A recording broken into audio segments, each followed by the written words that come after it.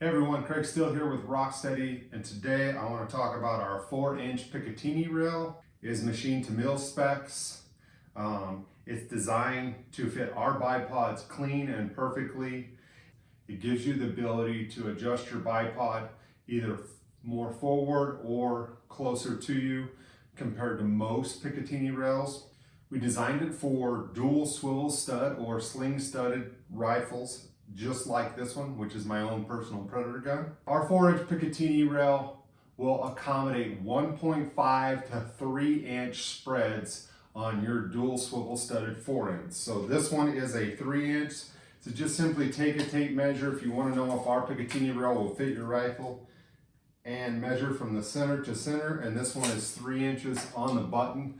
They vary from 1.5 all the way out to 3.5. depending on the manufacturer. So as long as you're within the 1.5 to 3 inches, you're going to be safe to mount this Picatinny Rail or our Picatinny Rail to your dual swivel studded rifle. There's a few items that we've included. Hardware is kind of all over the map for what you're going to need, but we tried to narrow it down and provide some hardware to get you started or complete the job for you. First, we are including 2 aluminum spacers, and I'll show you how to install those and what they're for. Then we included one 10/32 by 3/8 inch button head screw. Then we included an additional 10/32 by 1/2 inch screw. Both of these button head screws take a 3.0 Allen head key or Allen wrench. First, we got to remove the sling studs or swivel studs. Just take an Allen key, or you could take a small screwdriver, righty-tighty, lefty-loosey. Just get it loose. It's quicker to do it with your hand. Same thing here. Okay. Now that we have the sling studs or swivel studs out of the forend of the rifle, this is super important. The screws, button head screws that we provided are 10/32 thread pitch. This is the most common thread pitch you'll find on forends of your rifles, but there is a possibility that it could be a coarser 10/24 thread pitch. You need to make sure you verify the thread pitch. So if you take our button head screws and thread it in there, if it fits, then you're good to go as far as thread pitch goes. If it doesn't, and you look at your sling stud, compare it to the button head screw, if it looks coarser, then it's probably 10/24 on the thread pitch, and you can pick those up at just a local hardware store, depending on the lengths you need. If by chance you have a cheaper made stock and you pull your sling studs out and they're like lag, so they're really coarse, they're like wood threads. In my opinion, I think all stocks should have aluminum threading, or at least some sort of metal threads in their forend versus using lag or wood screw going completely straight into the material. Because if you have a synthetic stock or even a wood stock, they will wallow out over time, whether you're running a Picatinny Rail or you're just using a sling. I've had it happen before. Now that we have the sling or swivel studs removed, this is the biggest decision.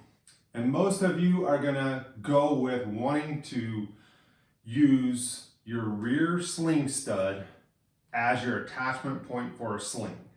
I'm gonna do 2 setups today because one of my rifles, which is the one I'm going to use this season for big game hunting, I don't run a sling on it. It's in my pack most of the time, or it's in my hands if I'm going down for that final stock. It's in my hands.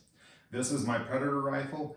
I don't carry a pack when I'm Predator hunting, so therefore I utilize a sling often. So we're going to go ahead and put a sling stud on the rear and use one of the button head screws to replace the sling stud on the front. First, I'm going to attempt to use the shorter button head screw, the 3/8 one that I provided. I know that the thread pitch is appropriate, and I'm just going to get it just to where it's just tight enough it's not sliding around.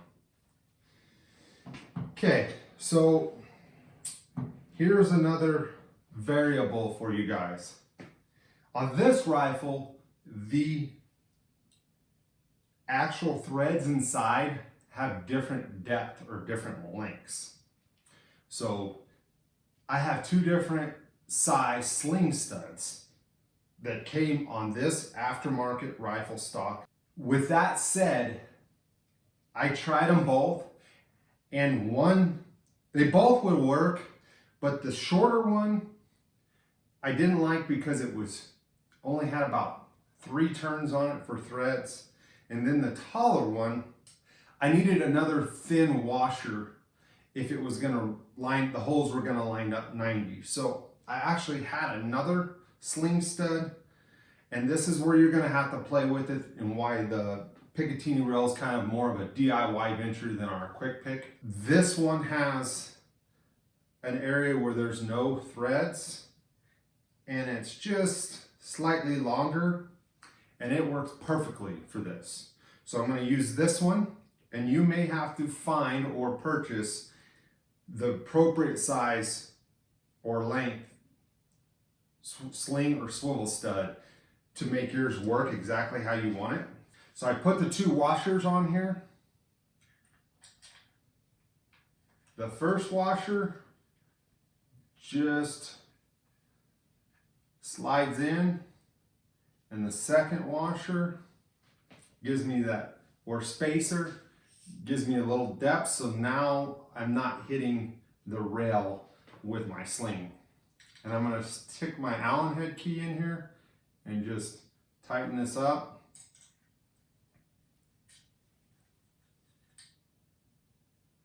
You don't want to get crazy with your torque, but this one is perfect because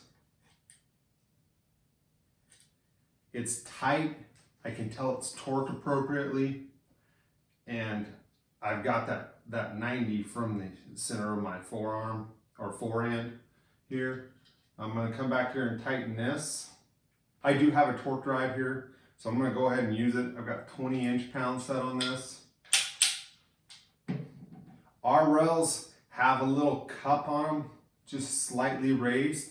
That's designed to bite. This is never going to come off of this rifle now that I have it on there. I do not want my rail to move. This is why this is a better option if you have a heavier rifle or dual swivel studs. Even though we do have the quick pick option, it's because this thing is not going anywhere. I can take and put my sling on.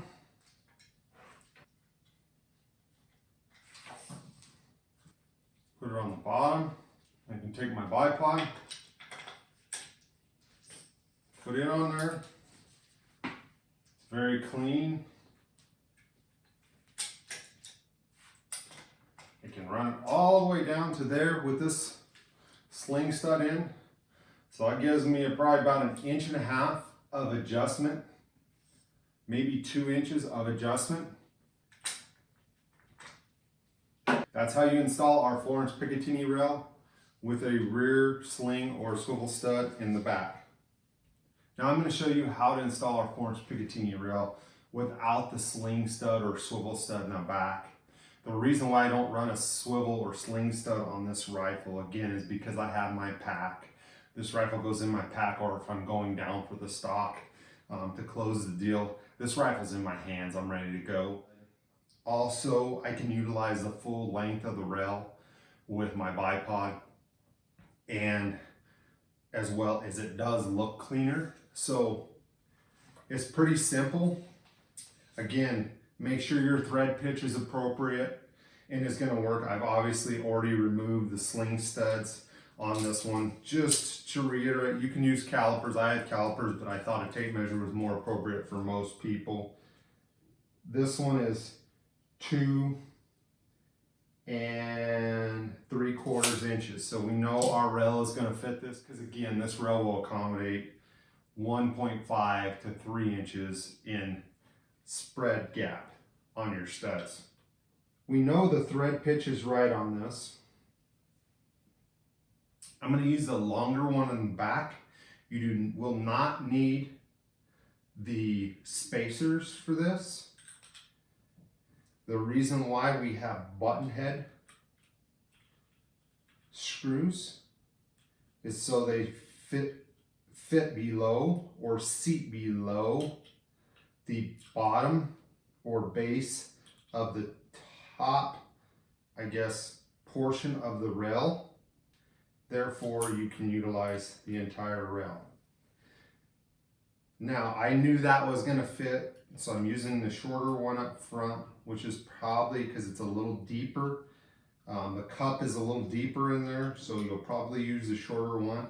There is a chance that neither one of these or one of these will not seat all the way, or seat the rail all the way onto your rifle. So in that case, you might have to go to the hardware store and try to find a couple different lengths to make it work for you. Again, that is due to the fact that all the different rifle and stock manufacturers out there, they all are all over the map as far as their thread depth. Pretty much for the most part, again, 10-30 seconds is what you're going to find for thread pitch, but it could be 10-24. I'm going to torque this down.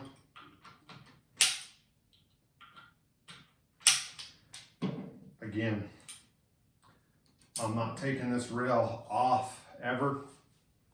As you can see, it's a very clean look on this rifle.